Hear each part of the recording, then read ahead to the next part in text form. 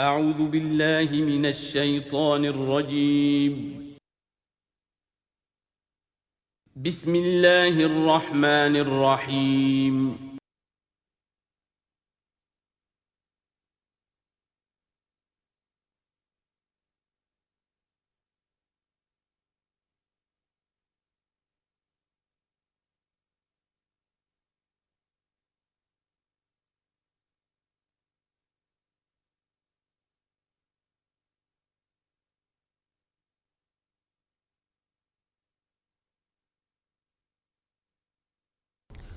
اللہم ذکرنا منہ ما نسینا وعلمنا منہ ما جہلنا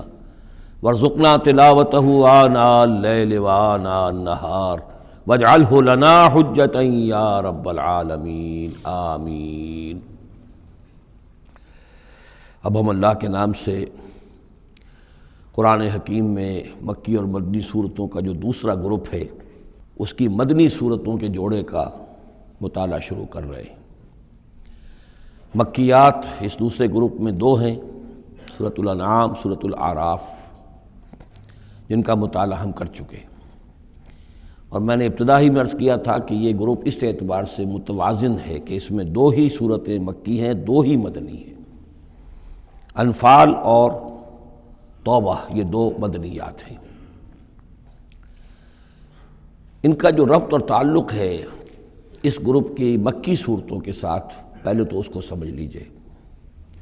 ہم دیکھ چکے ہیں سورہ انعام اور اعراف میں کہ ان میں اتمام حجت ہوا ہے بنو اسماعیل پر یا مشرکین عرب پر۔ اس اتمام حجت کے بعد اللہ کا جو ہمیشہ سے ضابطہ اور قاعدہ رہا ہے، قانون رہا ہے کہ کسی رسول کے بھیجے جانے کے بعد اور اس کی جانب سے اتمام حجت کے کیے جانے کے بعد بھی اگر کوئی قوم کفر پر اڑی رہے بحیثیت مجموعی تو اس پر عذاب الہی آتا ہے، عذاب استیصال۔ اگرچہ یہ عذاب مختلف شکلوں میں آیا، کہیں کسی قوم کو ان کے اپنے ہی علاقوں میں سیلاب بھیج کر اور غرق کر دیا گیا، جیسے حضرت نوح علیہ السلام، کہیں کوئی بہت تیز آندھی بھیجی اور اس کے نتیجے میں جیسے کہ قوم عاد کے اوپر عذاب آیا، کہیں زلزلہ آیا، کہیں آسمان سے پتھراؤ ہوا جیسے کہ عمورہ اور صدوم کی بستیوں پر ہوا، کہیں جیسا کہ آپ کو معلوم ہے کہ آل فرعون کو ان کے محلوں سے اور گھروں سے نکال کر لا کر اور سمندر میں غرق کر دیا۔ تو قریش پر جو عذاب آیا ہے اللہ تعالیٰ کا، وہ اپنی نوعیت میں منفرد ہے، چونکہ حضور خود قرشی تھے، بنی اسماعیل میں سے تھے، اور آپ نے اتمام حجت کر دیا ان پر 13 برس تک، 12 برس تک دعوت دے کر، تو اب گویا کہ وہ عذاب الہی کے مستحق ہو گئے تھے۔ لیکن یہ عذاب الہی جو ہے قریش پر جو آیا ہے وہ بالاقساط آیا ہے۔ اس کی قسط اول ہے کہ جو غزوہ بدر میں ان تک پہنچی، انہیں مکے سے نکالا گیا، جیسے کہ آل فرعون کو ان کے محلات سے نکالا گیا اور لا کر سمندر میں غرق کیا گیا۔ وہ مکہ دارالحرم تھا، وہ تو جگہ تھی حرم، لہذا وہاں سے انہیں نکالا گیا، اور میدان بدر میں پہلی قسط عذاب الہی کی انہیں وصول کرنی پڑی۔ ان کے 70 سردار کھیت رہے اور معجزانہ طریقے پر کھیت رہے، اس میں کوئی شک نہیں کہ جیسے عذاب الہی پہلے قوموں پر آتے تھے اسی طرح کا معاملہ یہ ہوا ہے کہ تقریباً نہتے 313 میں سے صرف 8 افراد کے پاس تلواریں تھیں، اور ادھر سے 1000 پوری طرح کیل کانٹے سے لیس ہو کر آئے تھے۔ تو اللہ کی خصوصی مدد تھی کہ جس سے یہ عذاب آیا ہے اصل میں قریش کے اوپر، اور تقریباً تمام بڑے بڑے نامور سردار جو ہیں وہی میدان میں کھیت رہے، 70 ان کے قیدی ہو گئے۔ ابھی زخمی کتنے ہوئے ہوں گے انہیں بھی آپ ذہن میں رکھیے۔ تو یہ عذاب کی پہلی قسط تھی جو غزوہ بدر میں آئی ہے، اور پھر عذاب کا آخری مرحلہ آیا ہے سن 9 ہجری میں، جب مشرکین عرب کو آخری الٹیمیٹم دے دیا گیا کہ اب بس چند مہینے کی تمہیں مہلت دی جا رہی ہے، اس کے اندر اندر یا ایمان لے آؤ اور یا تمہیں تہہ تیغ کر دیا جائے گا۔ فَإِذَا انْسَلَخَ الْأَشْهُرُ الْحُرُمُ فَاقْتُلُوا الْمُشْرِكِينَ حَيْثُ وَجَدتُّمُوهُمْ۔ اب یہ انتہائی اس کے توہین اور تذلیل کے ساتھ چیلنج تھا۔ یہ دوسری بات ہے کہ وہ سب لوگ ایمان لے آئے اور یہ قتل عام کی نوبت نہیں آئی، لیکن یہ کہ یہ آخری قسط تھی۔ وہ آخری قسط جو ہے سورہ توبہ میں بیان ہوئی ہے، اور عذاب کی پہلی قسط جو ہے وہ سورہ انفال میں ہے۔ ان دونوں صورتوں کو جمع کر دیا گیا تاکہ انعام اور اعراف میں بنو اسماعیل پر یا مشرکین عرب پر اتمام حجت، اور انفال اور توبہ میں ان پر جو عذاب الہی نازل ہوا اس کی تفصیل۔ تو یہ تو ہے معنوی ربط اس گروپ کی مکی اور مدنی صورتوں کے مابین۔ باقی جو یہ سورہ انفال ہے اس کے بارے میں نوٹ کر لیجئے کہ غزوہ بدر کے فوراً بعد متصلاً بعد نازل ہوئی ہے، گویا کہ سورہ آل عمران جو ہم پڑھ چکے ہیں اس سے پہلے ہے اس کا نزول، اس کے اکثر و بیشتر حصے سے پہلے نازل ہوئی ہے۔ تو یہ زمانی ترتیب جو ہے اگر یہ ذہن میں نہ رہے تو پھر اس سے کافی خلجان پیدا ہو جاتا ہے۔ اس کا جو پس منظر ہے وہ یہ غزوہ بدر کا معاملہ سمجھنا بہت ضروری ہے۔ دیکھیے یہاں تفصیل کا موقع تو ہے نہیں، میں نے سیرت النبی علیہ صاحب الصلاۃ والسلام سے منہج انقلاب نبوی کے جو مختلف سٹیپس ہیں کہ اس میں کن کن مراحل سے ہو کر آپ نے دین کے غلبے کا جو فرض منصبی آپ کے حوالے کیا گیا تھا اس کی تکمیل فرمائی۔ تو اس میں یوں سمجھیے کہ ایک مرحلہ تھا جو مکے میں طے ہو گیا، اور وہ اصل میں 4 مرحلے تھے: دعوت، تنظیم، تربیت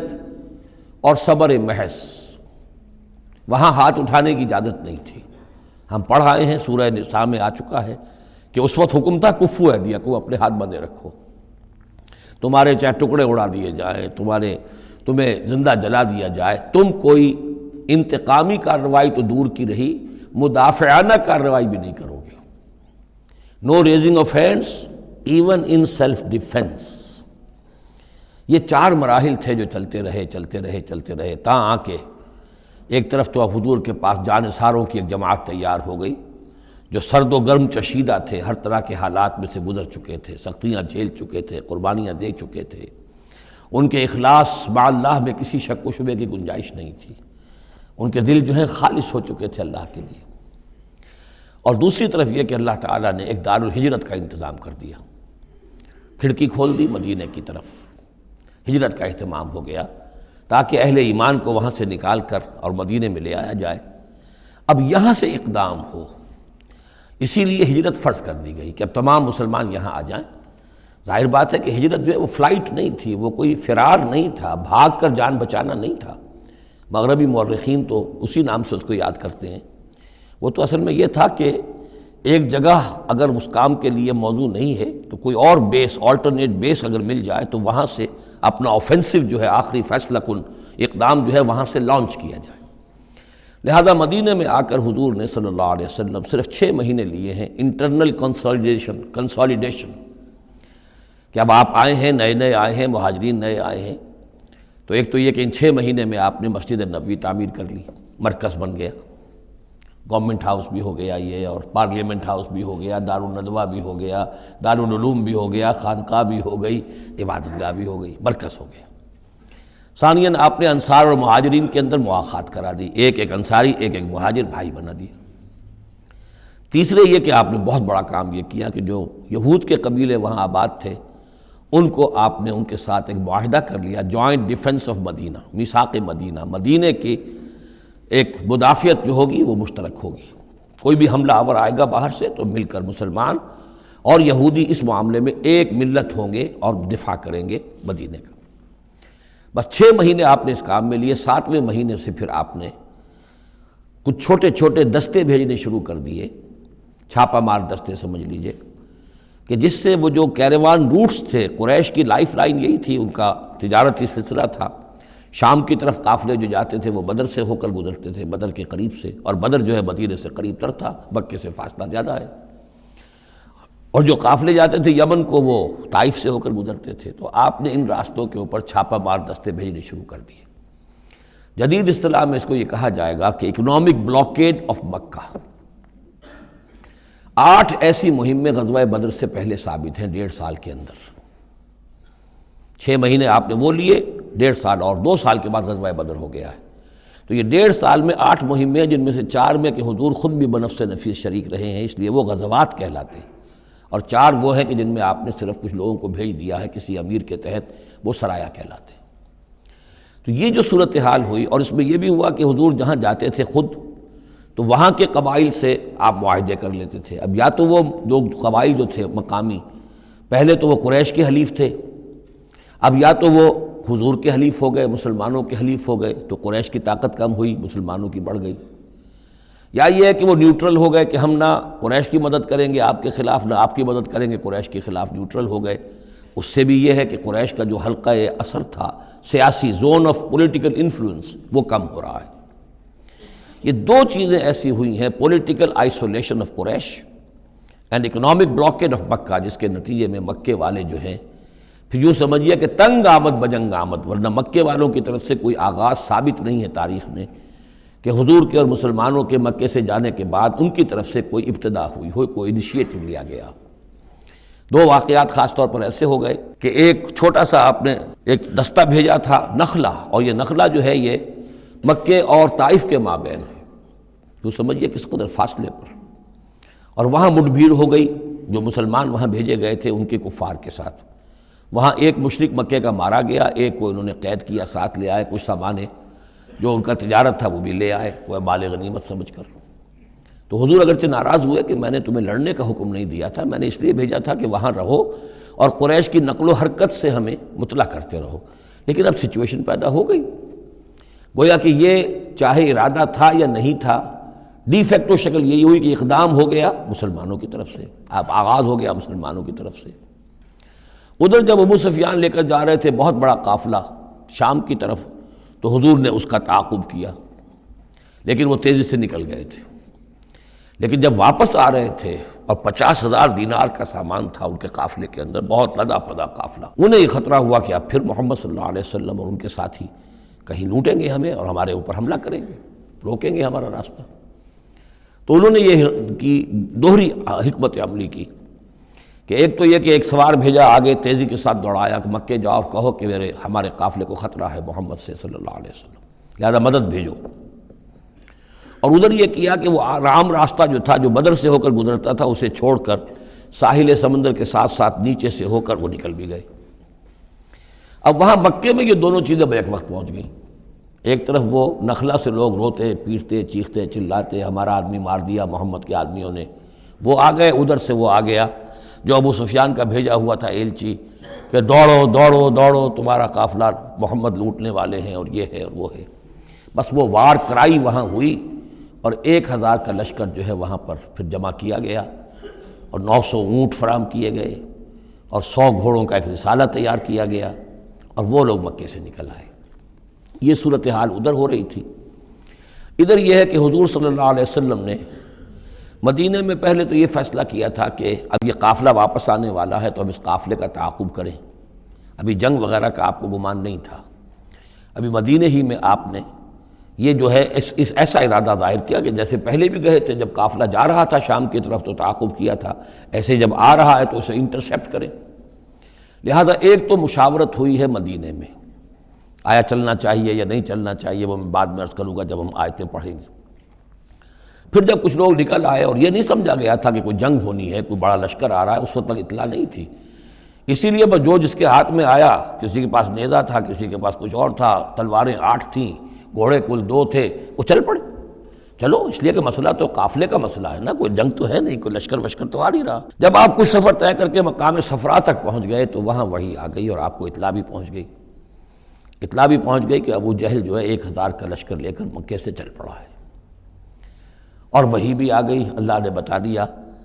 کہ اے نبی اب یہ 2 شکلیں ہیں، جنوب سے مکے کی طرف سے ایک لشکر آ رہا ہے، کیل کانٹے سے لیس ہے، شمال سے قافلہ آ رہا ہے، اور میرا یہ وعدہ ہے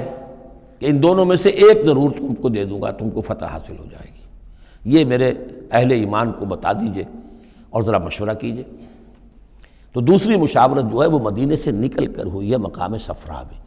یہ اصل میں جو چیزیں اگر سامنے نہ ہوں تو پھر یہ بہت خلجان ہوتا ہے، اور اکثر لوگوں کو، مترجمین کو اور مفسرین کو بہت خلجان رہا ہے ان آیات کے سمجھنے میں۔ اور اس کے علاوہ جو ایک خلجان رہا ہے وہ یہ رہا ہے کہ ایک دور ہم پر ایسا گزرا ہے انگریز کے حکومت کے زمانے میں، اور خاص طور پر جب نئی مغربی سائنس اور مغربی تہذیب کا ہم پر حملہ ہوا ہے،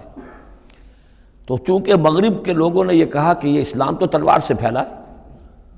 بوئے خون آتی ہے اس قوم کے افسانوں سے، تو ہمارے ہاں کچھ مخلص لوگ تھے، نیک لوگ تھے، جو چاہتے تھے کہ اسلام کو اور حضور صلی اللہ علیہ وسلم کی سیرت کو بچائیں، اس کی دفاع کریں۔ انہوں نے کہا نہیں اسلام تلوار سے نہیں پھیلا، حضور نے تو جو جنگیں کی تھیں وہ صرف مدافعانہ تھیں، ان کے اوپر جنگ ٹھوس دی گئی تھی اور آپ نے کوئی اقدام نہیں کیا۔ اور ان میں سب سے بڑا کام کیا ہے ہندوستان میں مولانا علامہ شبلی نعمانی رحمۃ اللہ علیہ نے، میں ان کا نام ادب سے لوں گا اس لیے کہ سر سید احمد کے زیر اثر تھے، اور وہ جو جدید جو ابھی آیا تھا، جو مغربی افکار و خیالات اور تہذیب اور تمدن اور ویلیوز اور نظریات کا جو ریلا آیا تھا، اس کا مقابلہ کرنا آسان کام نہیں تھا۔ تو یہ اپولوجیٹک انداز اختیار کیا ہے شبلی نعمانی نے، اور اس میں یہ ہے کہ وہ جو ابتدائی جو 8 جو غزوات اور سرایا ہیں جو بدر سے پہلے ہوئے، انہیں بالکل تقریباً نظر انداز کر دیا ہے، تاکہ یہ ثابت نہ ہو کہ انیشیٹو حضور کی طرف سے ہوا ہے۔ تو یہ چیز جو ہے میں سمجھتا ہوں کہ ایک خاص دور کا تقاضا تھی، وہ دور اب گزر چکا۔ اب اسلام کا یہ فکر کہ اسلام ایک مکمل دین ہے، یہ اپنا غلبہ چاہتا ہے، اور حضور کو بھیجا گیا تھا اس لیے کہ دین کو غالب کرے، اور دین کو غالب کرنے کی جد و جہد ایک انقلابی جد و جہد ہے۔ اس انقلابی جد و جہد میں جہاں پہلا مرحلہ یہی ہوتا ہے کہ پیسو ریزسٹنس ہو، اور پہلے تیاری کی جائے، دعوت، تنظیم، تربیت اور صبر محض کے ذریعے سے ایک قوت فراہم کی جائے، پھر دوسرا مرحلہ آتا ہے باطل کے ساتھ ٹکرانا پڑتا ہے، اور اس میں آگے بڑھ کر ٹکر مول لینی پڑتی ہے۔ یہ نہیں ہے کہ انتظار ہی کرتے رہیں، یعنی ایک جس کو ہم کہتے ہیں کو ایگزسٹنس، پیسفل کو ایگزسٹنس حق و باطل کے درمیان نہیں ہو سکتی۔ حق کیسے تسلیم کر سکتا ہے کہ باطل بھی موجود رہے؟ ہاں حق میں جان نہیں ہے، اہل حق جو ہیں بے جان ہیں، مردہ ہیں، تو مجبوری ہے، لیکن اگر اہل حق میں جان ہو تو وہ کیسے برداشت کریں گے کہ باطل جو ہے اس کا غلبہ رہے؟ ہاں باطل جو ہے وہ نیچا ہو کر رہے، اگر وہ مغلوبیت کی شکل اختیار کر لے تو ٹھیک ہے، لیکن یہ کہ باطل کا غلبہ ہو اور اہل ایمان میں جان بھی ہو، تو یہ دو چیزیں جو ہیں یہ تو ایک دوسرے سے بالکل متضاد ہیں۔ جیسے حضرت ابوبکر نے فرمایا تھا ایبدل الدین وانا حی، کیا دین میں ترمیم کی جائے گی جبکہ ابھی میں زندہ ہوں؟ میرے جیتے جی دین کے اندر ترمیم یہ ممکن نہیں ہے۔ تو وہی بندہ مومن کی شان ہونی چاہیے۔ تو اصل حقائق الحمدللہ بہت اچھی طریقے سے واضح ہو چکے ہیں۔ بہرحال اتنا پس منظر جو ہے جان لیجئے، اور ایک خاص اسلوب جو ہے اس سورہ مبارکہ کا، اگرچہ یہ تقریباً ایک خطبہ ہے مسلسل 10 رکوع ہے، لیکن اس میں ایک خاص مسئلے کو نکال کر پہلے درمیان شروع میں لے آئے ہیں۔ اس کی بحث آئے گی تقریباً وسط میں جا کر، لیکن اس اسلوب کو یہاں نوٹ کر لیجئے، وہ اس لیے کہ یہی اسلوب ہے جس سے ہمیں سمجھنے میں مدد ملے گی سورہ توبہ کے جو ترتیب مضامین ہے، وہاں بھی بہت اشکال ہے، اور بہت سے مترجمین کو جدید دور کے جو زیادہ محنت نہیں کر سکے ہیں، بس ترجمہ مکمل کرنا انہوں نے اپنے پیش نظر رکھ لیا، تفسیر مکمل کرنی ہی ہے، لہذا وہ تیزی کے ساتھ وہ دقت نظر کا ثبوت نہ دے سکے تو اس میں بڑے خلجان پیدا کر دیے۔ وہ اسلوب کیا ہے کہ اس پوری بحث میں سب سے ایک نمایاں مسئلہ یہ ہو گیا تھا غزوہ بدر کے بعد کہ مال غنیمت پر مسلمانوں میں جھگڑا ہو گیا۔ پہلی جنگ تھی، غنیمت کی تقسیم کیسے ہوگی، اس کا قانون کیا ہے، اس کا ضابطہ کیا ہے، وہ معلوم نہیں تھا۔ اور یہ کہ عام طور پر جو عرب میں پہلے رواج تھا وہ تو یہ تھا کہ جس کے ہاتھ جو لگ گیا بس وہ اس کا ہے، وہ تو لوٹ مار جانتے تھے، کوئی باقاعدہ جنگ جو ہے وہ تو ان کے ہاں اس طریقے سے منظم کوئی تنظیم تو تھی ہی نہیں، تو جو جس کے ہاتھ لگ گیا۔ اب لوگوں نے یہ سمجھا غزوہ بدر میں جس نے جو کچھ مال غنیمت جمع کیا وہ اس کا ہے۔ اب کچھ لوگوں نے کہا صاحب کہ ہم یہاں حضور کے حفاظت کے لیے مامور تھے، یہاں پہرے پر تھے، ہم تو مال جمع نہیں کر سکے، تو کیا مطلب ہے ہمارا کوئی حصہ نہیں ہوگا؟ یا یہ ہے کہ کچھ بزرگوں نے کہا جو وہ اتنی بھاگ دوڑ تو نہیں کر سکتے جتنے نوجوان کر سکتے تھے، بھاگ کر دوڑ کر ادھر سے ادھر جمع کر لینا، لیکن یہ کہ ان کی حیثیت ہوتی ہے، وجاہت ہوتی ہے، تو ایک جھگڑا پیدا ہو گیا کہ یہ کس طریقے سے تقسیم ہو، کس کا کتنا حق ہے۔ تو اس جھگڑے کا ذکر کر کے سورت شروع کی ہے، لیکن اس کے اوپر کوئی بات یہاں نہیں کی، بلکہ کیٹیگوریکل بات کی ہے کہ جڑ کاٹ دی اس کی، لیکن اس پر جو اصل حکم ہے وہ بعد میں آئے گا وسط سورت میں۔ مال غنیمت کے لیے یہاں لفظ آیا انفال، یسألونک عن الانفال، اے نبی یہ آپ سے انفال کے بارے میں پوچھ رہے ہیں۔ انفال جمع نفل کی، نفل کہتے ہیں کسی اضافی شے کو، جیسے نماز فرض ہے، یہ سنت مؤکدہ ہے، یہ فلاں ہے، یہ نفل ہے، اضافی ہے، آپ کی مرضی پر ہے، پڑھیں نہ پڑھیں۔ تو جو کہ جنگ میں اصل شے جو مطلوب ہوتی ہے وہ فتح ہوتی ہے، مال غنیمت تو ایک اضافی شے، بونس ہے جو مل گیا، ورنہ اصل شے جو ہے وہ مال غنیمت جو ہے پیش نظر جنگ میں نہیں ہوتی۔ لوٹ مار میں اصل شے جو ہے وہ لوٹ مار کا مال ہوتا ہے، لیکن جب جنگ ہوتی ہے تو جنگ میں تو اصل چیز جو مقصود ہے وہ فتح ہے۔ تو اس حوالے سے مال غنیمت کو انفال کے لفظ سے تعبیر کیا گیا۔ یسألونک عن الانفال، اے نبی یہ آپ سے پوچھ رہے ہیں مال غنیمت کے بارے میں، قل الانفال للہ والرسول۔ پہلے تو جڑ کاٹ دی مسئلے، کہہ دیں کہ یہ انفال کل کے کل اللہ اور اس کے رسول کے ہیں، تم میں سے کسی کا کوئی حق ہے ہی نہیں، لاؤ سب جمع کر دو۔ یہ فتح جو ہے تمہارے ہاتھوں نہیں آئی ہے، یہ اللہ کی خصوصی مدد سے آئی ہے، لہذا کسی کا کوئی حق نہیں۔ زیرو لیول پر لا کر پھر ان کو سنبھالنا آسان تھا، کہ جب معلوم ہو کہ سب کچھ ہاتھ سے دے کر، تو پھر تو ظاہر بات ہے کہ آدمی جو ہے جب ساری جاتی دیکھیے تو آدھی دیجے بانٹ والی بات ہے، پھر وہ کم کے اوپر بھی راضی ہو گئے۔ لیکن پہلا مسئلہ یہی تھا، قل الانفال للہ والرسول واتقوا اللہ، اللہ کا تقوی اختیار کرو، واصلحوا ذات بینکم، اور اپنے آپس کے معاملات کو درست کرو، واطیعوا اللہ ورسولہ، اور اللہ اس کے رسول کی اطاعت کرو، ان کنتم مومنین، اگر تم مومن ہو۔ گویا کہ جڑ ہی کاٹ دی، کسی کا کوئی حق اس میں ہے ہی نہیں، یہ سب اللہ اس کے رسول کے لیے، یعنی اسلامی ریاست کے لیے۔ اب یہاں جو آگے آیات آ رہی ہیں بڑی اہم ہیں۔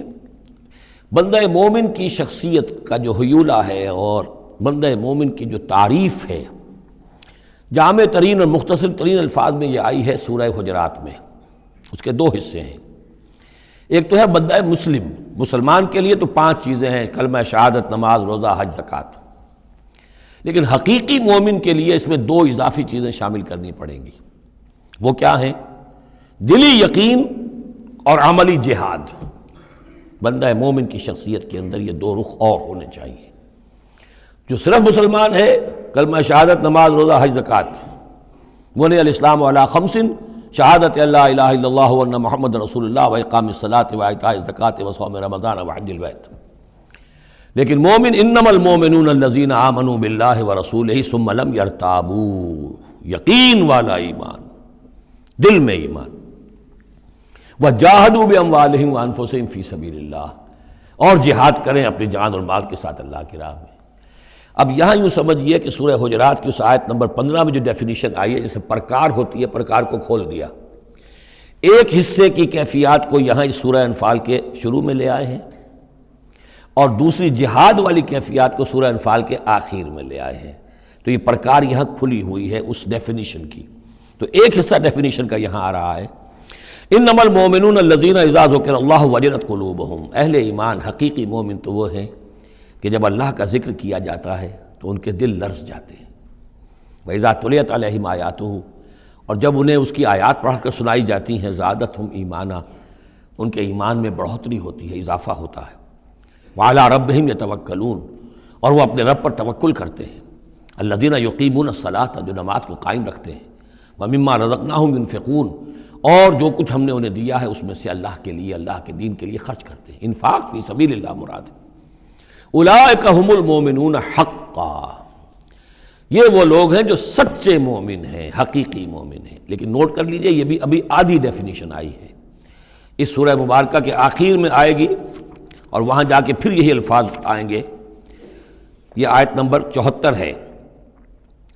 والذین آمنوا وہاجروا وجاہدوا فی سبیل اللہ والذین آووا ونصروا اولئک ھم المؤمنون حقا لہم مغفرۃ ورزق کریم۔ اس کے بعد ایک آیت اور بعد میں ہے، سورت ختم ہو جاتی ہے۔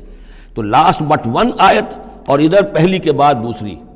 ان 2 جگہ پر ایمان کے حقائق کو تقسیم کر کے، پرکار کو کھول کر، گویا کہ پوری صورت کو ان 2 کے درمیان میں لے لیا گیا ہے، گود میں لے لیا گیا ہے۔ ایمان کی ڈیفینیشن کے یہ 2 حصے جو ہیں ان کی گود میں۔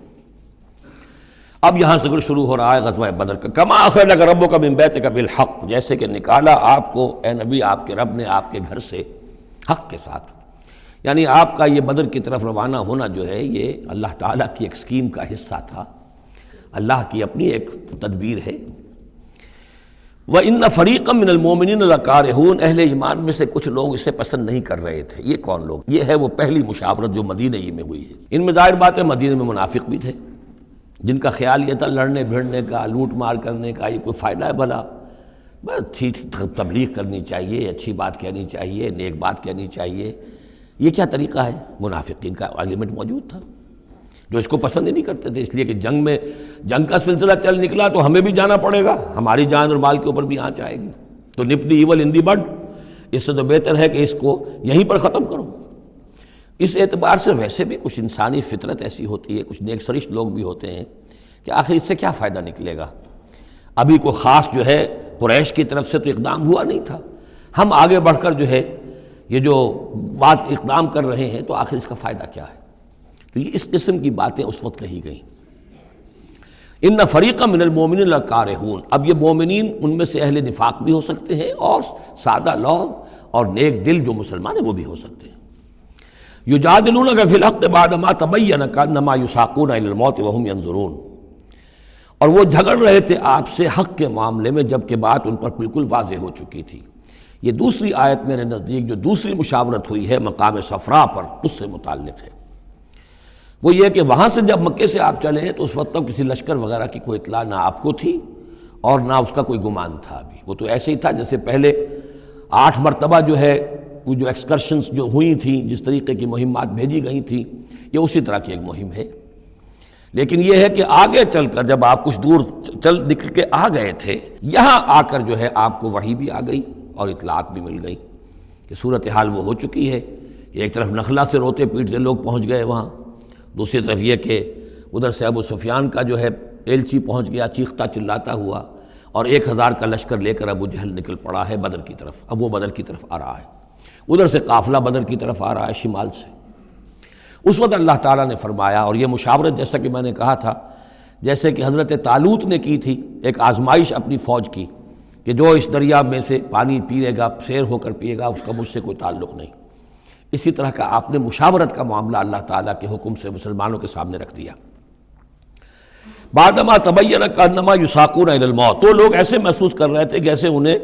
دھکیلا جا رہا ہو موت کی طرف، وہم ینظرون، اور وہ دیکھ رہے ہوں۔ ظاہر بات ہے یہ کیفیت تو کٹر جو منافق تھے وہاں پر انہی کی ہو سکتی تھی۔ وَإِذْ يَعِدُكُمُ اللَّهُ إِحْدَى الطَّائِفَتَيْنِ أَنَّهَا لَكُمْ، اور جب کہ اللہ تعالیٰ وعدہ کر رہا تھا تم سے کہ ان دونوں گروہوں میں سے ایک تمہیں مل جائے گا، ایک پر تمہاری فتح گارنٹیڈ ہے۔ وَتَوَدُّونَ أَنَّ غَيْرَ ذَاتِ الشَّوْكَةِ تَكُونُ لَكُمْ، اور اے مسلمانوں تم یہ چاہتے تھے کہ ادھر جاؤ جدھر کے کانٹا لگنے کا کوئی اندیشہ نہ ہو، اس لیے کہ بمشکل 50 یا 100 آدمی تھے اس قافلے کے ساتھ، اور اونٹ تھے بے شمار، اور جو میں نے آپ کو بتایا بہت بڑی مقدار کے اندر جو ہے 50,000 دینار کا جو مال تھا ان کے پاس، تو ان کو تو آسانی سے قابو کیا جا سکتا تھا، اس میں اندیشہ کم تھا۔ پھر دلیلیں بھی عقلی آ گئی ہوں گی کہ حضور ہمارے پاس تو کچھ ہتھیار بھی نہیں ہے، کچھ نہیں ہے، ہم تیاری کر کے مدینے سے نکلے ہی نہیں ہیں، تو اچھا ہے پہلے یہ کہ ہم جا کر ان پر قبضہ کر لیں تو ان کے ہتھیار بھی ہمیں مل جائیں گے، تو پھر لشکر سے لڑنے کے لیے ہم بہتر پوزیشن میں ہوں گے۔ تو عقل و منطق بھی یہ گویا کہ ان کے ساتھ تھی۔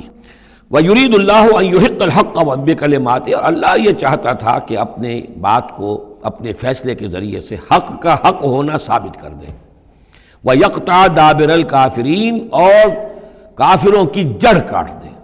یہ قطع دابر القوم الذین ظلموا، کافر قوم کی جڑ کاٹ دی گئی، جو ہم پڑھ کر آئے سورہ اعراف میں۔ اللہ کا ارادہ یہ تھا، اگر عام جو دنیاوی قواعد و ضوابط ہیں، فزیکل لاز ہیں، اس کے تحت یہ ہوتا تو اتنی بڑی بات ہی نہ ہوتی۔ اسے یوم الفرقان بنانا تھا کہ نمایاں ہو جائے کہ اللہ کس کے ساتھ ہے، حق کدھر ہے، اور یہ اسی وقت ہو سکتا تھا جب کہ یہ کنٹراسٹ برقرار رہتا کہ بے سر و سامان 313 گئے ہیں اور کیل کانٹے سے لے 1000 کے ساتھ ان کا مقابلہ ہوا ہے، اور پھر انہیں اللہ نے فتح دی ہے۔ لہذا اللہ کی مرضی کچھ اور تھی۔ یرید اللہ ان یحق الحق بکلماتہ ویقطع دابر الکافرین، اللہ چاہتا تھا کہ اپنی باتوں کے ذریعے سے حق کا حق ہونا ثابت کر دے اور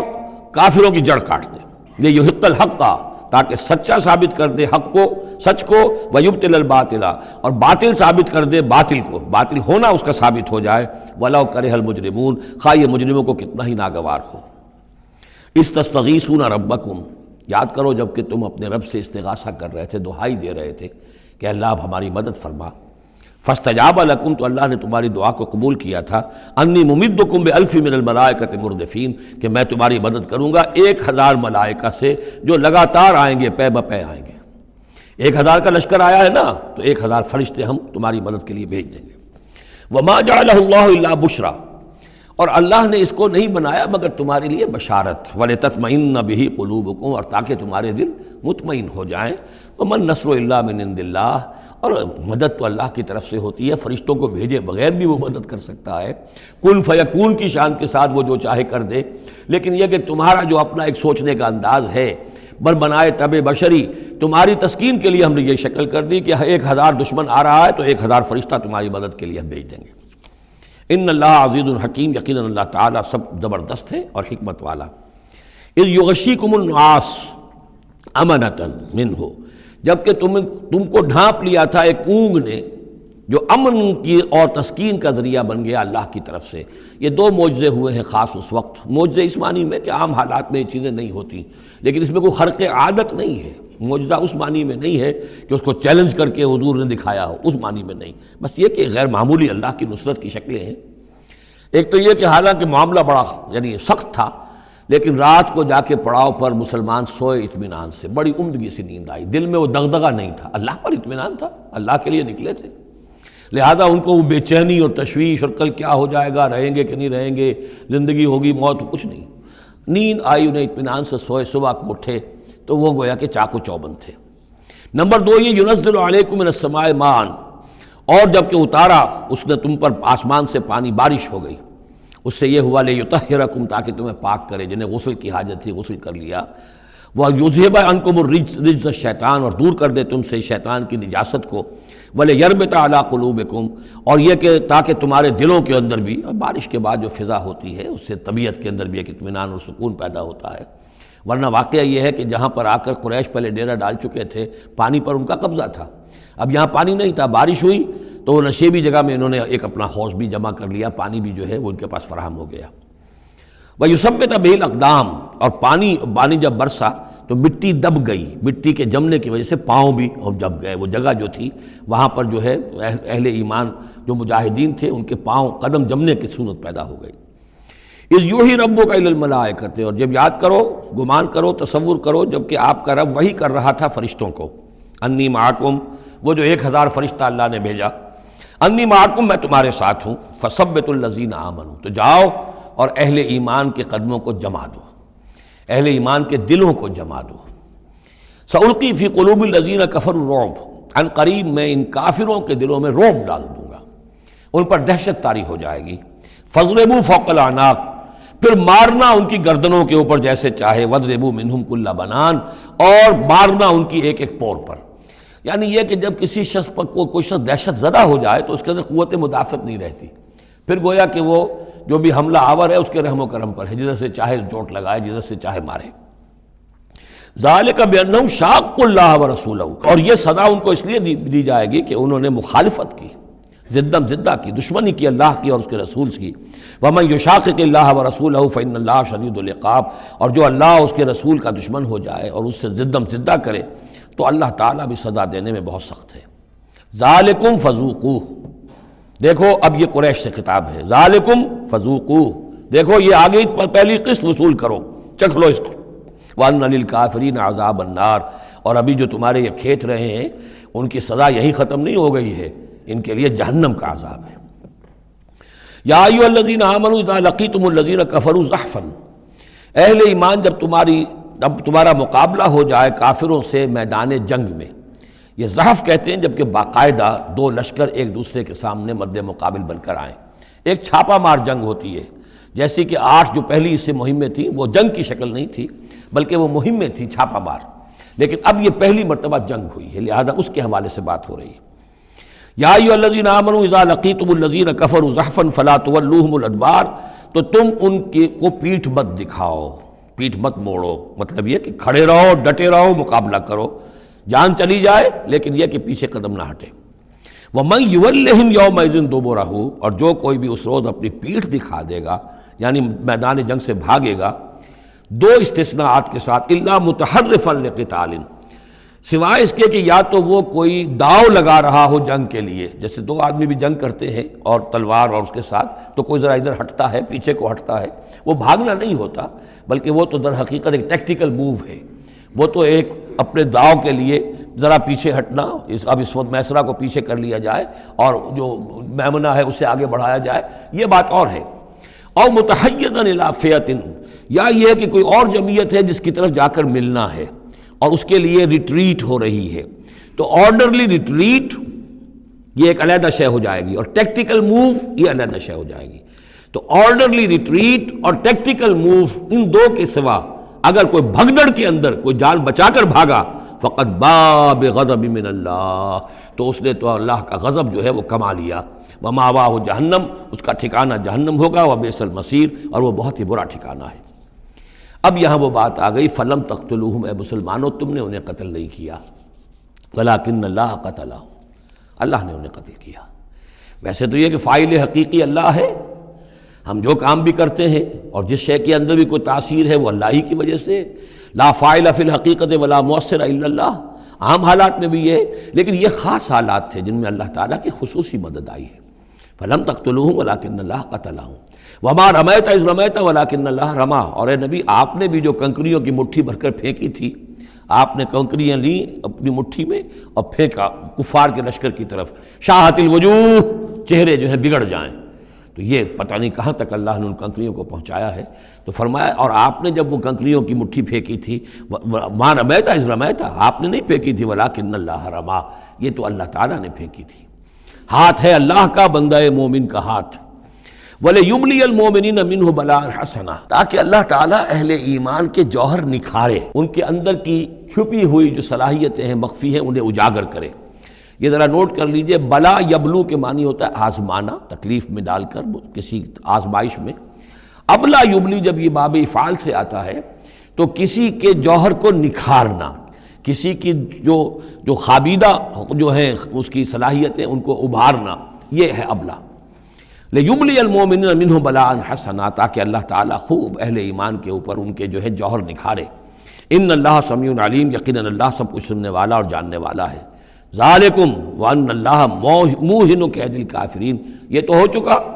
اب اس جنگ کا جو نتیجہ تھا قریش تم نے دیکھ لیا، لیکن آئندہ بھی سمجھ لو اللہ تعالیٰ کافروں کے تمام چالوں کو ناکام بنا دے گا۔ یہ اہل ایمان سے بھی خطاب ہو گیا اور یہ کہ کفار کے لیے بھی، اور پھر کفار سے خطاب ہے، ان تستفتحوا فقد جاءکم الفتح۔ اصل میں ابو جہل جو لشکر کا وہ سمجھیے کمانڈر ان چیف کی حیثیت سے آیا تھا، اسے اتنا یقین تھا کہ میں نے اتنی تیاری کی ہے، اتنا ساز و سامان ہے کہ ہم مسلمانوں کو کچل کر رکھ دیں گے، تو پہلے سے پروپیگنڈا شروع کر دیا تھا، یہ یوم الفرقان ہوگا، یہ پتہ چل جائے گا اللہ کس کے ساتھ ہے۔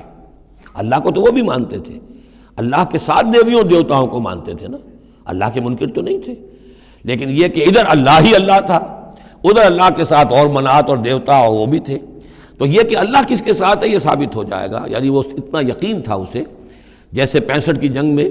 لاہور، فال آف لاہور دکھا دیا گیا BBC ٹیلی ویژن کے اوپر، یہ ہو چکا، لاہور جو ہے اس پر تو بھارتی فوج کا قبضہ ہو چکا، اتنا یقینی تھا۔ اسی طرح اس نے یوم الفرقان کہا، تو اسی کو اللہ تعالیٰ نے یوم الفرقان بنا دیا تاکہ منکشف ہو جائے یہ بات، مبرر ہو جائے کہ اللہ کس کے ساتھ ہے۔ اس اعتبار سے اس کی دعا بھی بڑی عجیب ہے، جو اس نے آ کر بدر سے ایک رات قبل جب کہ حضور بھی دعا مانگ رہے تھے اور طویل ترین سجدہ کیا تھا، اس نے بھی دعا کی تھی، اور وہ دعا جو ہے وہ موحدانہ دعا ہے، اس میں کسی لات عزا حبل منات کا کوئی تذکرہ نہیں۔ اللہم، اے اللہ، اقطعنا للرحم وعین الغدات، جس نے ہمارے رحمی رشتے کاٹ دیے ہیں، کل تو اسے ذلیل و خوار کر دے۔ یعنی اس کا جو سب سے بڑا چارج تھا، الزام تھا حضور پر، وہ یہ تھا کہ اس شخص نے آ کر ہمارے خاندانوں میں تفریق پیدا کر دی، بھائی کو بھائی سے جدا کر دیا، ایک بھائی مسلمان ہو گیا وہ علیحدہ ہو گیا، باقی بھائی کافر ہیں، ایک دوسرے کے دشمن ہو گئے، ماں باپ سے اولاد کو جدا کر دیا، شوہر کو بیوی سے کاٹ دیا، بیوی کو شوہر سے کاٹ دیا۔ ہماری طاقت تھی، ہمارا قبیلہ تھا، ہم قریش تھے، ظاہر بات ہے کہ قبائلی زندگی میں اتحاد، یکجوئی، یہی تو چیزیں ہوتی ہیں ساری کی ساری، کہ جس کی وجہ سے ان کی ساکھ ہوتی ہے، تو اس نے تو آ کر ہمارا ستیہ ناش کر دیا۔ اقطعنا للرحم، جس نے رحمی رشتے کاٹ دیے ہیں ہمارے، فاہنہ الغدات، تو اے اللہ کل اسے ذلیل و خوار کر دیجو۔ یہ دعا تھی ابو جہل کی۔ بہرحال اللہ تعالیٰ اب ان سے خطاب کر کے کہہ رہے ہیں کہ اے مشرکین مکہ، ان تستفتحوا، اگر تو تم چاہتے تھے کہ فیصلہ ہو جائے، فقط جاءکم الفتح، تو فتح فیصلہ ہو چکی، فیصلہ اللہ کا آ چکا، معلوم ہو گیا کہ حق کدھر ہے، باطل کدھر ہے۔ وَإِن تَنْتَهُوا فَهُوَ خَيْرٌ لَكُمْ، اب بھی اگر تم باز آ جاؤ تو یہ تمہارے لیے بہتر ہے۔ وَإِن تَعُودُوا نَعُودْ، اگر دوبارہ اعادہ کرو گے ہم بھی یہی کچھ دوبارہ کریں گے۔ وَلَن تُغْنِيَ عَنْكُمْ فِئَتُكُمْ شَيْئًا، اور تمہاری یہ نفری اور جمعیت اور تمہاری یہ تعداد تمہیں کسی کام نہیں آ سکے گی۔ وَلَوْ كَثُرَتْ، خواہ وہ بہت ہو، وَأَنَّ اللَّهَ مَعَ الْمُؤْمِنِينَ، اور یہ کہ اللہ اہل ایمان کے ساتھ ہے۔ یا ایھا الذین آمنوا، اب یہ جو رکوع آ رہا ہے تیسرا، یہ بہت ہی جامع، بہت اہم ہے۔ اس میں سے دو جو تین آیتوں کے گروپ ہیں وہ تو خاص طور پر ہماری توجہ کے اور مسلمانوں نے پاکستان کی توجہ کے لیے بڑے اہم ہیں۔ یا ایھا الذین آمنوا اطیعوا اللہ ورسولہ ولا تولوا عنہ وانتم تسمعون، اہل ایمان اللہ اور اس کے رسول کی اطاعت کرو اور نہ منہ موڑو اس سے جبکہ تم سن رہے ہو۔ یعنی جب اللہ کے رسول نے کہا تھا کہ چلو بدر کی طرف، تو تمہاری یہ رد و قدا اور یہ پاؤں پیٹنا جس کو کہتے ہیں، یہ مختلف الفاظ اس کے لیے محاوروں میں آتے ہیں، تو یہ جو تم کر رہے تھے کیوں کر رہے تھے؟ جب اللہ اور اس کے رسول کی طرف سے بات آئی تھی تو ہر ایک کو کہنا چاہیے تھا سمعنا واطعنا، جو آپ کا حکم ہو۔ اطیعوا اللہ واطیعوا الرسول ولا تولوا عنہ وانتم تسمعون، ظاہر بات ہے یہ تمام مسلمانوں سے بات نہیں ہے، یہاں بھی ذہن میں رکھیے وہی جنہوں نے کمزوری دکھائی تھی ان کی طرف اشارہ ہے۔ ولا تکونوا کالذین قالوا سمعنا وهم لا يسمعون، ان لوگوں کے مانند نہ ہو جاؤ جو کہتے ہیں کہ ہم نے سن لیا، حقیقت میں وہ سنتے نہیں ہیں۔ یعنی دل اڑا ہوا ہے، طبیعت جو ہے وہ یکسو ہے ہی نہیں، تو کیا سننا ہے؟ سنا انسنا ہو گیا۔ ان شر الدواب عند اللہ الصم البکم الذین لا یعقلون، یقیناً تمام چوپایوں میں بدترین اللہ کے نزدیک یہی لوگ ہیں جو بہرے ہیں، گونگے ہیں اور عقل سے کام نہیں لیتے۔ اب یہ منافقین ہی کی طرف اشارہ ہو رہا ہے۔ وَلَوْ عَلِمَ اللَّهُ فِيهِمْ خَيْرًا، اگر اللہ تعالیٰ کے علم میں ہوتا کہ ان میں کوئی خیر ہے، لَأَسْمَعَهُمْ، اللہ انہیں سنا دیتا۔ وَلَوْ أَسْمَعَهُمْ، اگر اللہ انہیں سنا دیتا، لَتَوَلَّوْا، پھر بھی پیٹ موڑ جاتے، وَهُمْ مُعْرِضُونَ، وہ ہیں ہی اعراض کرنے والے۔ یہ گویا کہ چند آیات ہیں کہ جس میں خاص طور پر جو لوگ بھی اس وقت ریلیکٹنٹ تھے، جو بھی کسی طریقے سے اس میں جھجک رہے تھے، ان کے لیے تنبیہ۔ اب تین آیات آ رہی ہیں۔ یا ایھا الذین آمنوا استجیبوا للہ وللرسول اذا دعاکم لما یحییکم، اہل ایمان لبیک کہا کرو اللہ کی پکار پر، اور خاص طور پر رسول کی پکار پر جبکہ وہ تمہیں پکارے اس شے کے لیے جس سے تمہیں زندگی ملے گی۔ تم جنگ میں جانے کو سمجھ رہے ہو کہ موت کا دروازہ ہے، یہ تو اصل زندگی کا دروازہ ہے۔ ولا تقولوا لمن يقتل في سبيل الله اموات بل احیاء ولكن لا تشعرون، تو یہ تو در حقیقت اللہ اور اس کے رسول جس چیز کی طرف تمہیں بلا رہے ہیں، حقیقی زندگی یہ ہے، روحانی زندگی یہ ہے، معنوی زندگی یہ ہے۔ یہ حیوانوں کی طرح جینا جو ہے یہ کوئی زندگی نہیں ہے، یہ تو در حقیقت اولئک کالانعام بل هم اضل، جو سورہ اعراف میں ہم پڑھ چکے ہیں، یہ حیوانوں کا سا زندگی گزارنا ہے۔ استجیبوا للہ وللرسول اذا دعاکم لما یحییکم واعلموا ان اللہ یحول بین المرء وقلبہ، اور جان لو اللہ تعالیٰ بندے اور اس کے دل کے درمیان حائل بھی ہو جایا کرتا ہے۔ یعنی اگر اللہ کی رسول کی پکار سنی اور انسنی کر دی، پھر سنی انسنی کر دی، پھر اللہ تعالیٰ پردہ بن جائے گا، اب سننے نہیں دے گا، معزول ہو جاؤ گے سننے سے۔ یہی وہ بات ہے جس کو کہیں کہتے ہیں ختم اللہ علی قلوبہم وعلی سمعہم، ان کے دلوں پر اللہ نے مہر کر دی ہے، ان کی سماعت پر، اور ہم پڑھ چکے ہیں سورہ انعام میں وَنُقَلِّبُ أَفْئِدَتُهُمْ وَأَبْصَارُهُمْ كَمَا لَمْ يُؤْمِنُوا بِهِ أَوَّلَ مَرَّةٍ، پہلی مرتبہ اگر نہیں کرو گے قبول تو پھر یہ ہے کہ تمہارے دل الٹ دیے جائیں گے، تمہاری نگاہیں الٹ دی جائیں گی۔ تو اس لیے بہت ہی ڈرنے کی بات ہے جو بھی مطالبہ دین کا سامنے آئے اور ایک دفعہ دل گواہ دے دے کہ ہاں ہے بات ٹھیک ہے، پھر اگر کنی کترائے گا انسان تو یہیں سے سزا نقد شروع ہو جائے گی، پھر وہ صلاحیت سلب ہو جائے گی، پھر اللہ حائل ہو جائے گا، یعنی قانون خداوندی، سنت خداوندی حائل ہو جائے گی، پھر آپ کے دل پر مہر لگے گی، آپ کے کانوں کے پر مہر لگے گی، آپ کی آنکھوں پر پردے پڑ جائیں گے۔ یا ایھا الذین آمنوا استجیبوا للہ وللرسول اذا دعاکم لما یحییکم واعلموا ان اللہ یحول بین المرء وقلبہ وانہ الیہ تحشرون، اور یہ کہ بالآخر تو تمہیں سب کو اسی کی طرف جمع کیا جانا ہے۔ واتقوا فتنة لا تصیبن الذین ظلموا منکم خاصہ، اور ڈرو اس سزا سے، اس عذاب سے کہ جو جب آئے گا تو تم میں سے صرف گناہگاروں ہی کو اپنی لپیٹ میں نہیں لے گا۔ اس کا میں کل حوالہ دے چکا ہوں، بے گناہ بھی اس میں اگر اپنا فرض ادا نہیں کر رہے، فرض ادا نہ کرنا جرم ہے، وہ خود گناہ ہے۔ تم اگر دین کے لیے سرفروشی نہیں کر رہے تو یہ بھی تو گناہ ہے۔ ہاں ٹھیک ہے، میں نے یہ شراب نہیں پی، میں نے یہ نہیں کیا، میں نے سور نہیں کھایا، میں نے فلاں نہیں کیا، میں نے نمازیں پڑھی، ٹھیک ہے سب کچھ کیا، لیکن سوال یہ ہے کہ جو دین کا فرض تھا، دین کی نصرت تھی، اللہ کی اور اس کے دین کے لیے تن من دھن لگانا تھا، وہ نہیں کیا، وہ بھی تو جرم ہے۔ تو وَاعْلَمُوا، اور جان لو ان اللہ یحول بین المرء وقلبہ وانہ الیہ تحشرون واتقوا فتنۃ لا تصیبن الذین ظلموا منکم خاصۃ واعلموا ان اللہ شدید العقاب، اور جان لو کہ اللہ سزا دینے میں بہت سخت ہے۔ وَاذْكُرُوا، یہ ہے خاص پاکستانی مسلمانوں کے لیے آیت، اور یاد کرو اذ انتم قلیل، جب تم تھوڑی تعداد میں تھے، جیسے ہم بھی اقلیت کا خوف تھا ہمیں کہ ہم ہندوؤں کے مقابلے میں اقلیت ہیں، مستضعفون فی الارض، جنہیں زمین میں دبا لیا گیا تھا، تخافون ان یتخطفکم الناس، تمہیں اندیشہ یہ تھا کہ لوگ تمہیں اچک لے جائیں گے، اکثریت جو ہے وہ تمہیں ایکسپلائٹ کرے گی معاشی اعتبار سے، سماجی اعتبار سے، لسانی اعتبار سے، مذہبی اعتبار سے۔ فآواکم، تو اللہ نے تمہیں پناہ کی جگہ دے دی، وأیدکم بنصرہ، اور تمہاری مدد کی ہے، خاص تائید کی ہے اپنی خاص نصرت سے، ورزقکم من الطیبات، اور تمہیں بہترین پاکیزہ رزق عطا کیا ہے، لعلکم تشکرون، تاکہ تم شکر کرو۔ یا ایھا الذین آمنوا لا تخونوا اللہ والرسول، اے اہل ایمان مت خیانت کرو اللہ سے اور اس کے رسول سے۔ ایمان کا دم بھرنا اور پھر اس کے دین کو، اللہ کے دین کو مغلوب دیکھ کر بھی اپنے دھندے، اپنے کاروبار، اپنی جائیداد، اپنی ملازمت، اپنا پروفیشن، اسی چکر میں لگے رہنا، اس سے بڑی خیانت کیا ہوگی؟ بے وفائی ہے، غداری ہے، خیانت ہے۔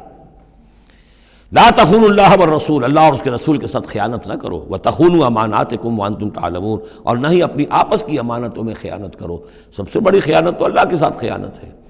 سب سے بڑی وہ امانت جو اللہ نے اپنی روح تم میں پھونکی ہے، اس کا حق اگر تم ادا نہیں کر رہے ہو تو سب سے بڑی خیانت یہ ہے، جس کو کہ فرمایا گیا ہے سورہ احزاب میں، ہم نے آسمانوں پر، زمین پر، پہاڑوں پر پیش کی، ان عرضنا الامانۃ علی السماوات والارض والجبال فابین ان یحملنها واشفقن منها وحملها الانسان،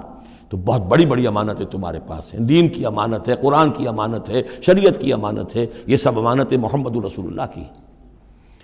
وَاعْلَمُوا أَنَّمَا أَمْوَالُكُمْ وَأَوْلَادُكُمْ فِتْنَةٌ، اور جان لو تمہاری اولاد اور تمہارے اموال تمہارے لیے فتنہ ہے، یہی روکتے ہیں، یہی دو بیڑیاں ہیں جو پاؤں میں پڑی رہتی ہیں، مال اور اولاد۔ اولاد کو اعلیٰ سے اعلیٰ تعلیم دلانی ہے، اس کے لیے بڑی بڑی فیسیں دینی پڑتی ہیں، اس کے لیے ظاہر بات ہے کہ اپنا ایک ایک قطرہ جو ہے پسینے کا اور خون کا لگائیں گے تو کہیں جا کر وہ ساری چیزیں فراہم ہوگی۔ آدمی کھپ گیا اسی کے اندر، اولاد کے لیے یا مال کے لیے، پھر کہاں سے وقت لائیں دین کے لیے، اور دین کے لیے نصرت کے لیے کہاں کوئی رمق جسم کے اندر باقی رہ جاتی ہے۔ جان لو کہ تمہارے اموال اور تمہاری اولاد تمہارے لیے فتنہ ہے۔ فتنہ کہتے ہیں جس پر کسی کو پرکھا جائے، کسوٹی جس کے اوپر پرکھا جا رہا ہو۔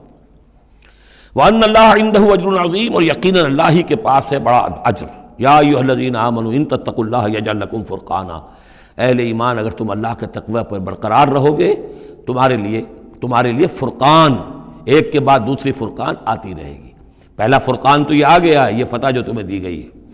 وَيُكَفِّرْ عَنْكُمْ سَيِّئَاتِكُمْ، اور یہ کہ تمہارے سے تمہاری جو کمزوریاں ہیں، برائیاں ہیں، وہ اللہ تعالیٰ دور کر دے گا۔ وَيَغْفِرْ لَكُمْ، اور بخش دے گا۔ وَاللَّهُ ذُو الْفَضْلِ الْعَظِيمِ، اللہ بڑے فضل والا ہے۔ وَإِذْ يَمْكُرُ بِكَ الَّذِينَ كَفَرُوا، اب یہ ہجرت سے پہلے جو صورتحال تھی مکے میں کہ قریش کے سردار بیٹھتے تھے دار الندوہ میں، کیا کریں اب ہم محمد صلی اللہ علیہ وسلم کو قتل کر دیں، سازشیں ہوتی تھیں، اور اسی طریقے سے انہیں قید کر دیں، کہیں یہاں سے نکلنے پہ مجبور کر دیں، تو وہ جو سازشیں ان کی ہوتی تھی اور مشورے ہوتے تھے ان کا ذکر ہے۔ اور جب یاد کیجئے جبکہ وہ لوگ جو کافر ہوئے، یہ کافر لوگ آپ کے بارے میں مشورے کرتے تھے، چالیں چلتے تھے، اسکیمیں بناتے تھے، سازشیں کرتے تھے، لِیُثْبِتُوکَ، نمبر ایک تو یہ کہ آپ کو کہیں قید کر دیں، اور یقتلوک، یا قتل کر دیں، اور یخرجوک، یا آپ کو اپنی بستی سے کہیں نکال دیں۔ وَيَمْكُرُونَ وَيَمْكُرُ اللَّهُ، وہ بھی چالیں چل رہے تھے، ان کی بھی اسکیمز تھیں اور اللہ کی اپنی اسکیم تھی۔ واللہ خیر الماکرین، اور ظاہر بات ہے کہ اللہ تعالیٰ بہترین ہے پلاننگ کرنے والا اور بہترین ہے تدبیر فرمانے والا۔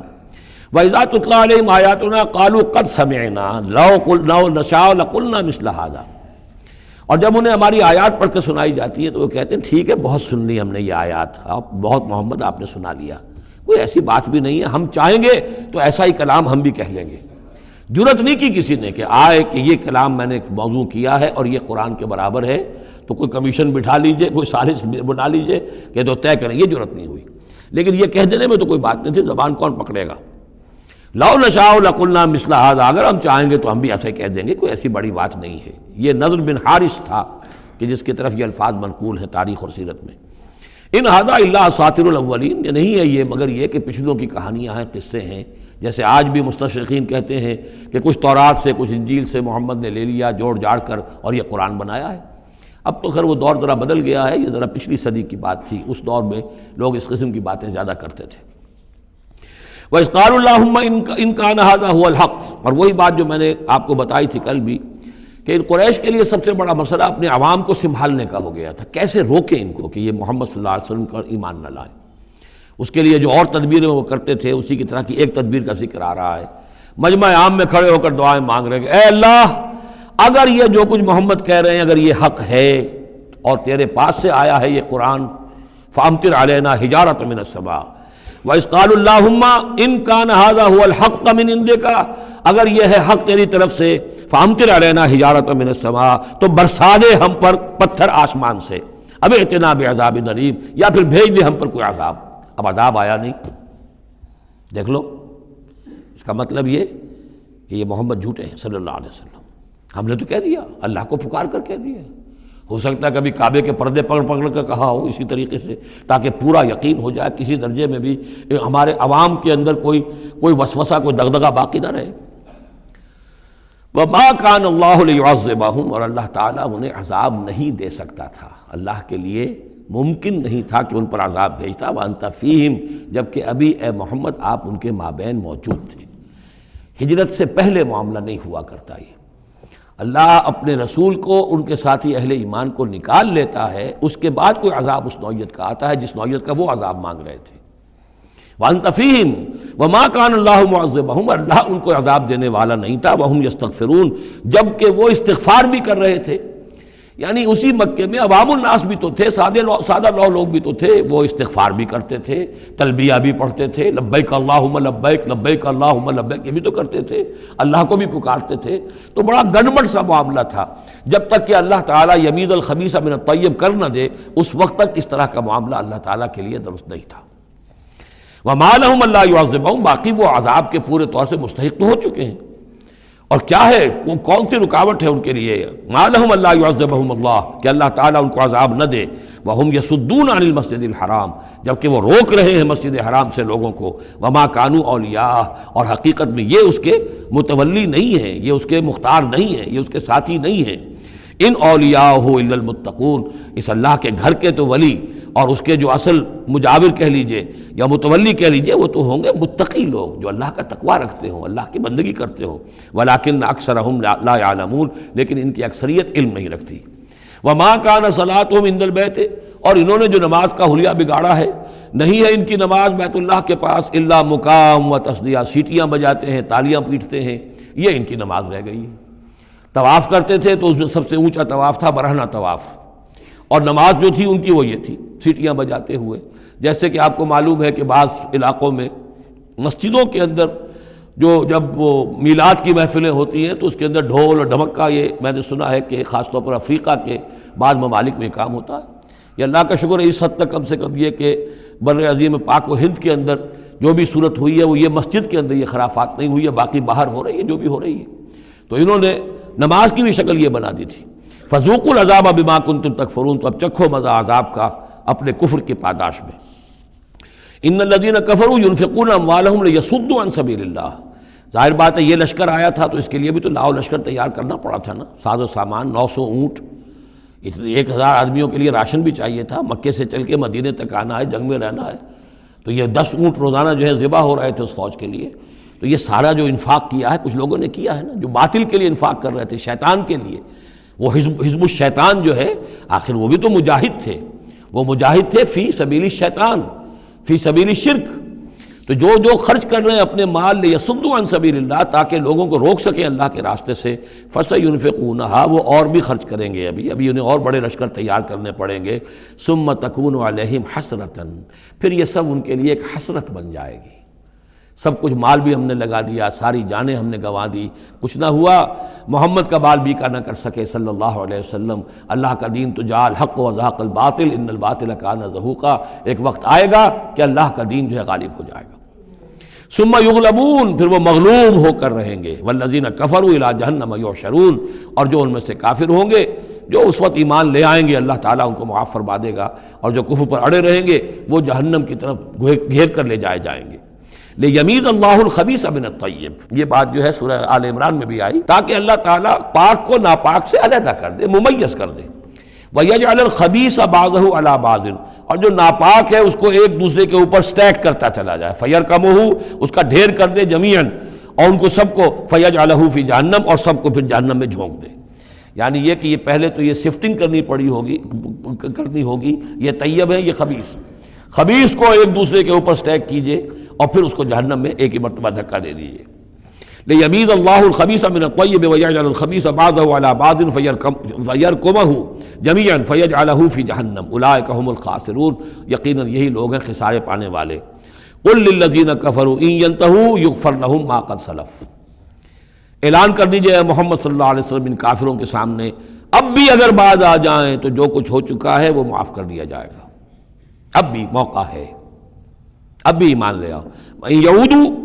اور اگر وہ ارادہ کریں گے دوبارہ یہی کچھ کریں گے، فقط مضت سنت الاولین، تو پچھلوں کی بھی داستانیں گزر چکی ہیں، ان کی جو بھی کچھ ان پر ہوا ہے وہ سب کو معلوم ہے۔ اب ظاہر بات ہے کہ وہ مکی قرآن تو نازل ہو چکا تھا، سورہ اعراف بھی نازل ہو چکی، سورہ انعام بھی نازل ہو چکی، جو کچھ ہوا ہے قوم ہود کے ساتھ، قوم صالح کے ساتھ، قوم شعیب کے ساتھ، اس ساری داستانیں تو تھی، فقط مضت سنت الاولین، اگلوں کا جو طریقہ اور راستہ تھا وہ تو گزر چکا ہے، وہ سب کے سامنے آ چکا ہے۔ وَقَاتِلُوهُمْ حَتَّى لَا تَكُونَ فِتْنَةٌ وَيَكُونَ الدِّينُ كُلُّهُ لِلَّهِ، یہ سورہ بقرہ میں بھی آیت آئی تھی اور اب آئی ہے اضافی شان کے ساتھ، یعنی اے مسلمانوں اب تمہاری یہ دعوت و تحریک جو ہے یہ اس مرحلے میں داخل ہو گئی، آرمڈ کانفلکٹ۔ اب یہ 15 برس کے بعد حضور نے جب دعوت کا آغاز کیا ہے مکے میں، اس کے بعد سے 15 برس گزر چکے، اب وہ دعوت، تنظیم، تربیت، صبر محض کا دور ختم ہوا، پیسو ریزسٹنس کا دور ختم ہوا، اب ایکٹیو ریزسٹنس کی محمد نے صلی اللہ علیہ وسلم اقدام کیا، اور اقدام کے نتیجے میں آخری اور چھٹا مرحلہ آ گیا، یعنی آرمڈ کانفلکٹ۔ اب تلوار سے ٹکرا چکی، اب تمہاری تلواریں نیام میں نہیں جائیں گی جب تک کام مکمل نہ ہو جائے، اور کام کی تکمیل کیا ہے؟ فتنہ بالکل ختم ہو جائے۔ وَقَاتِلُوهُمْ حَتَّى لَا تَكُونَ فِتْنَةٌ، فتنہ وہ کیفیت ہے کہ جس میں ایمان پر قائم رہنا، ایمان پر عمل کرنا مشکل ہو جائے۔ جب باطل کا غلبہ ہے تو ایک بندہ مومن کے لیے ایمان پر پوری طریقے سے کاربند ہونا مشکل ہے، لہذا اس صورتحال کو ختم کرو، یعنی اب دین کا غلبہ ہو جائے۔ حَتَّى لَا تَكُونَ فِتْنَةٌ وَيَكُونَ الدِّينُ كُلُّهُ لِلَّهِ، دین بھی جزوی نہیں، کل کا کل دین اللہ ہی کے تابع آ جائے۔ فَإِنِ انْتَهَوْا فَإِنَّ اللَّهَ بِمَا يَعْمَلُونَ بَصِيرٌ، پھر اگر وہ باز آ جائے تو جو کچھ وہ کر رہے ہیں اللہ اسے دیکھ رہا ہے۔ وَإِن تَوَلَّوْا، اور اگر پیٹھ موڑ لیں، وَاعْلَمُوا، تو اے مسلمانوں تم یہ جان لو، أَنَّ اللَّهَ مَوْلَاكُمْ، اللہ تمہارا مولا ہے، تمہارا ولی ہے، ساتھی ہے، مددگار ہے، پشت پناہ ہے۔ نعم المولا ونعم النصیر، کیا ہی اچھا ہے وہ حمایتی اور کیا ہی خوب ہے وہ مددگار۔ بارک اللہ لی ولکم فی القرآن العظیم ونفعنی وإیاکم بالآیات والذکر الحکیم۔